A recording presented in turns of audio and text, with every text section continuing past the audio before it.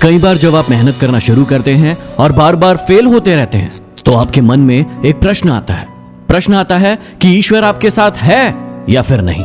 आप खूब मेहनत करते हैं, अपनी सारी ताकत लगा देते हैं, आप अच्छे कर्म करते हैं, लेकिन उसके बाद भी आपको फल नहीं मिल पाते हैं। कई बार तो ऐसा भी लगता है कि क्या ईश्वर हमेशा अच्छे लोगों के साथ ही बुरा करता है, क्योंकि जितने भी अच्छे लोग होते हैं उनके साथ बहुत दुख आते हैं, बहुत तकलीफें आती है और उनको बहुत सारी चीजें झेलना पड़ता है। तो चलिए आज इसी बात को समझते हैं। एक बार एक लड़का जो कि आप ही की तरह बहुत सपने देखता था, अपने जीवन में बहुत ही आगे बढ़ने के बारे में सोचता था, उसने बहुत मेहनत की, बहुत ही कम उम्र में उसने बहुत सारी चीजें हासिल कर ली और उसे लगता था कि ईश्वर हमेशा उसके साथ है।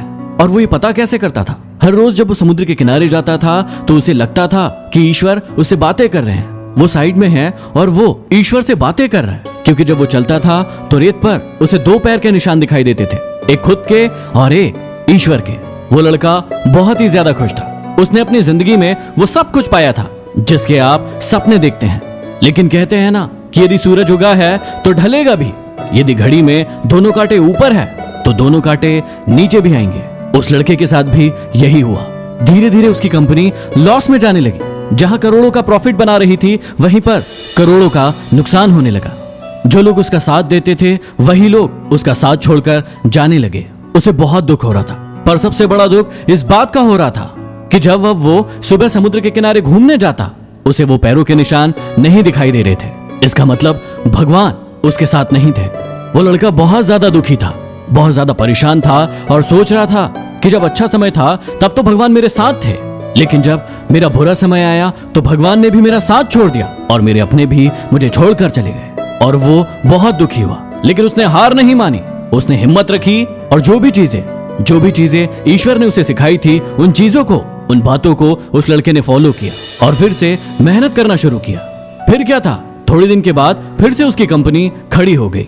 उसे जहां बहुत सारा लॉस हो रहा था वहीं बहुत सारा प्रॉफिट होने लगा और वो फिर से खुश हो गया। लेकिन उसने एक चीज कभी नहीं छोड़ी थी, अपने ऊपर विश्वास और समुद्र के किनारे घूमना। जब वो थोड़े दिन के बाद समुद्र में गया, सारी चीजें ठीक हो गई थी, उसकी कंपनी फिर से खड़ी हो गई थी। थोड़े दिन के बाद उसने नोटिस किया कि जब वो समुद्र के किनारे घूमने जा रहा है तो एक और पैरों के निशान उसके साइड में बन रहे हैं। उस लड़के ने मुंह फेर लिया और आगे की ओर बढ़ गया। साइड से आवाज आई कि क्या हुआ, मुझसे बातें नहीं करोगे?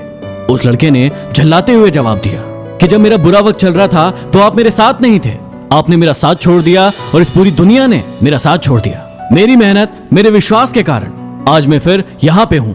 जब मैं सफल हो गया तो तुम फिर मेरे पास आ गए। मुझे जब सबसे ज्यादा तुम्हारे साथ की जरूरत थी उस वक्त कहाँ थे, और अब जब मैं सफल हो चुका हूँ तो फिर से मेरे साथ आ गए।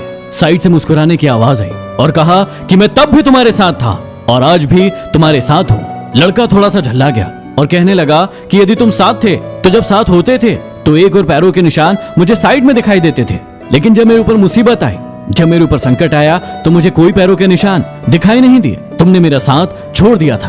बाजू से फिर मुस्कुराने की आवाज आई और कहा कि मैं तुम्हारी मुसीबत के समय भी तुम्हारे साथ ही था।